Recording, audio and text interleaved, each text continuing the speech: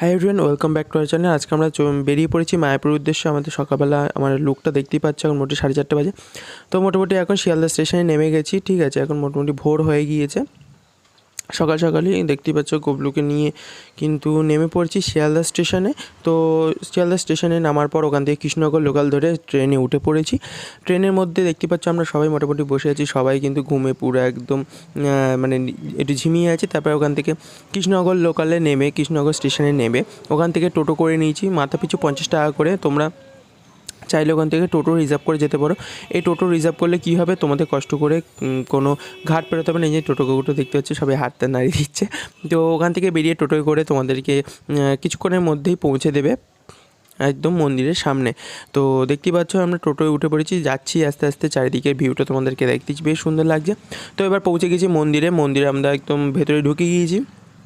হাতে যেহেতু অনেক লাগা ছিল, সেই টাইমটা ভিডিও করা হয়নি। তো আমি মন্দির থেকে আমরা ছিলাম গীতা ভবনটা কিন্তু খুব সুন্দর, তোমাদেরকে আমি ফুল রিভিউটা এতে দেবো। তো আমার এই ভিডিওর মানে মায়াপুর ভ্রমণের ভিডিওর কিন্তু অনেকগুলো পার্ট আছে, সবকটা ভিডিও না দেখলে কিন্তু তোমরা বুঝতে পারবে না। খুব কম খরচে তোমরা অবশ্যই এই মায়াপুর ভিজিট করতেই পারো। তো দেখতে পাচ্ছ কতটা সুন্দর, চারিদিকে একদম পাথর দিয়ে করা।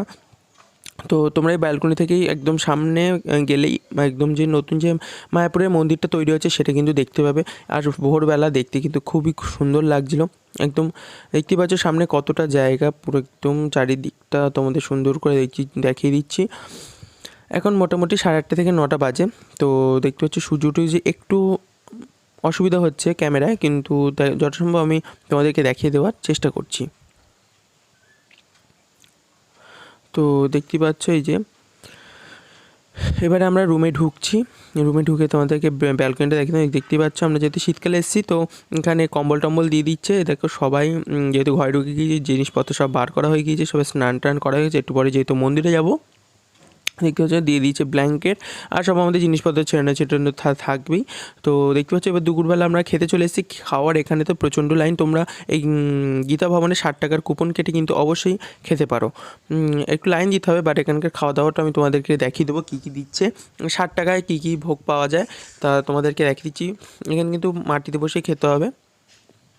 দিয়ে দিয়েছে থালা, দেখতে পাচ্ছ সবাই লাইনে বসে আছে। ওই যে ভাত জল এগুলো আসছে, তো দেখিয়ে দিলাম। তো আমরা সবাই বসে পড়েছি, দেখতে পাচ্ছ সব লাইন দিয়ে বসে পড়েছি। আমরা 4 অবতার বসে পড়েছি এখানে। দিদিরা তো ঘরের মধ্যে খাচ্ছিল, দেখতে পাচ্ছ ভাত দিয়ে দিয়েছে, বেগুনি দিয়ে দিয়েছে, বাঁধাকপি দিয়ে দিয়েছে। তো ডালের জন্য অপেক্ষা হচ্ছে, দিয়ে দিয়েছে ডাল।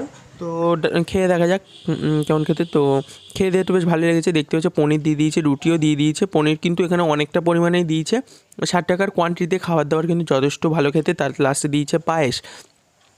তো খাওয়া দাওয়ার পর আমরা এখানে ব্যালকনিতে চলে এসেছি। আমাদের হোটেলের সামনের ব্যালকনির যে মানে এন্ট্রেন্সটা, সেটা দেখাচ্ছি কত সুন্দর দিয়ে ফুল দিয়ে সাজানো চারিধারটা। খুব সুন্দর করে কিন্তু সাজিয়েছে, দেখতেই পাচ্ছ।